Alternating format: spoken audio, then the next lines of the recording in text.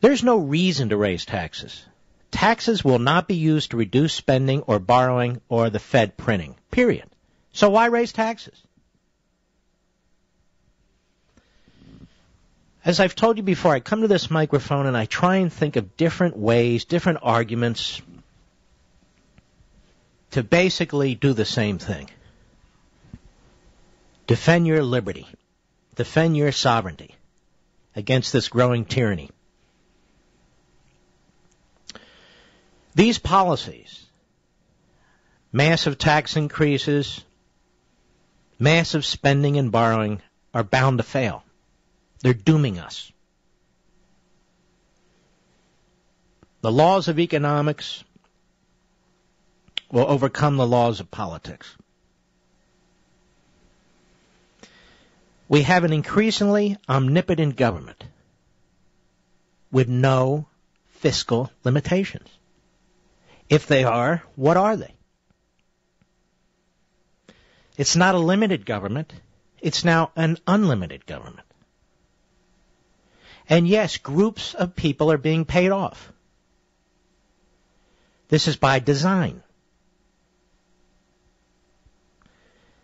These politicians cannot provide good economic policies because that's not what motivates their political agenda.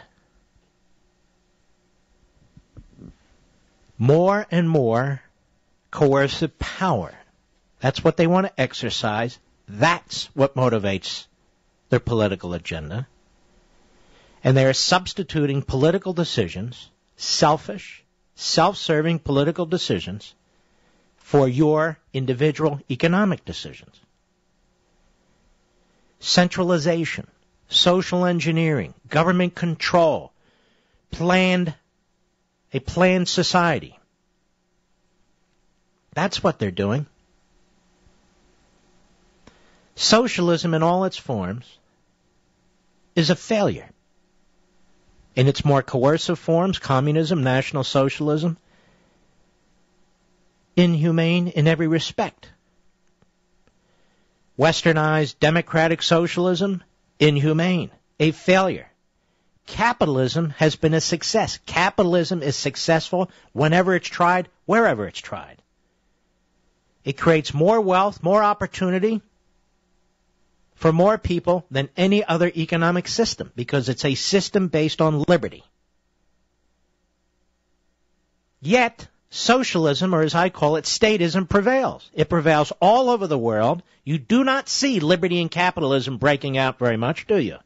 You certainly don't see it breaking out in the United States of America.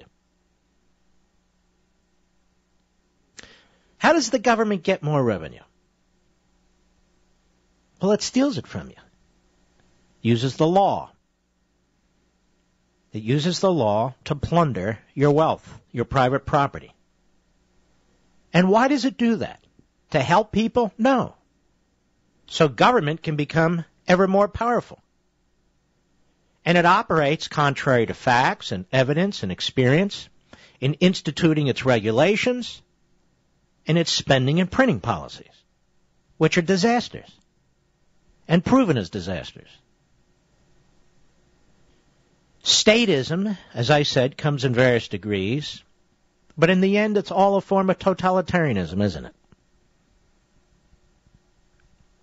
It was Lord Acton who said, and many people have quoted others, but it was Acton, power corrupts and absolute power corrupts absolutely. And that's exactly what you're saying. In government, the worst habits of human nature are practiced and promoted. Yet there's this notion of righteousness and infallibility when it comes to government action, isn't there?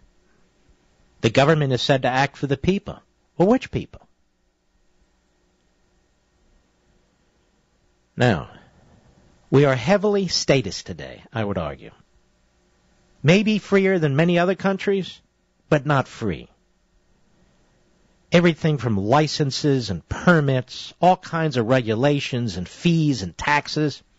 You need permission from politicians and bureaucrats to lead your life, to build things, to do things. This country isn't as free as it was 10 years ago. It's not as free as it was 50 years ago, 100 years ago, 150 years ago at its founding. And what I describe as the circle of liberty that surrounds each and every one of us is getting smaller and smaller and smaller. Let me pick one of the programs that you're not supposed to talk about, Social Security. The truth is that any young person working today is not going to receive Social Security.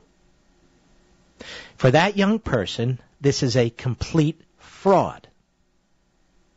It's true. And no different with Medicare. Neither program will exist when a 25-year-old today turns 55, 60, you name it. This is flat-out deceit and forced confiscation. And you're not even allowed to state this obvious fact without being condemned. Taxing the so-called rich. And the phrase rich, that term constantly changes. But, creates images in your head of Henry Ford, really, really wealthy people. Well, now it means any small business or family that earns $250,000 a year has no relationship at all, none, to the spending and borrowing and printing that the government does today. Yet it's the most important issue in politics today, isn't it? Taxes, taxing the rich. And one poll out today says 60% of you support this. Support what? Stealing somebody else's hard-earned money? Is that what we've become? Apparently so. Even conservatives are supporting it, like Bill Kristol. Private property, in whatever form, is now subjected to control by the government for any reason and every reason, as long as it's said to be fair and promotes some claimed political and social objective. But it's supposed to be private property.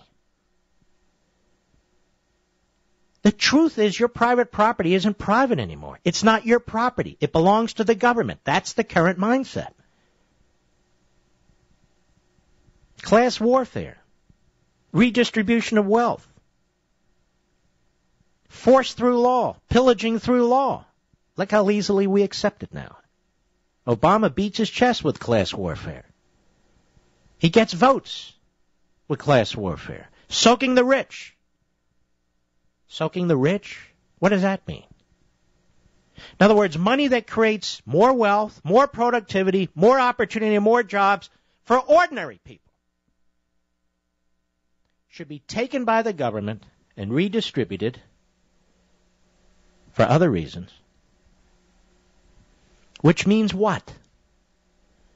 Which means that job creation, wealth creation, productivity, and so forth, economic progress and advancement is stymied by the government because it's the government that's greedy.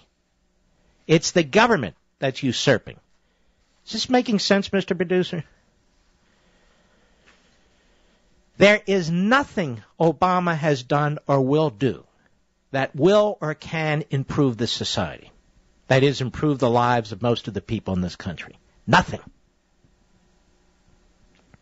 For many, many reasons, but let me keep it simple. Because he doesn't have the capacity. No individual, no matter how smart, no matter how educated, no matter how wise, no matter how experienced, no individual can substitute for the wise and smart and informed decisions of 310 million of us. None. It's not possible. Otherwise, dictatorships of one, would be the most magnificent societies on the face of the earth, and yet they're the worst. Yes, elections have consequences, but elections occur in the context of our constitutional system, or they're supposed to. Elections are not grants of unconstitutional power to politicians. Elections are we, the people, choosing representatives who take an oath to follow the Constitution. Our system is broken. It's completely out of whack. That's what we should be discussing, how to fix it. There is no fiscal cliff, ladies and gentlemen. There is societal suicide. That's where we're headed. It does us no good, as I've said time and again, to pretend otherwise. To put a smiley face on something that doesn't deserve it. Because how will we engage? How will we address it? How will we fix it? If we pretend it's not happening. It's happening.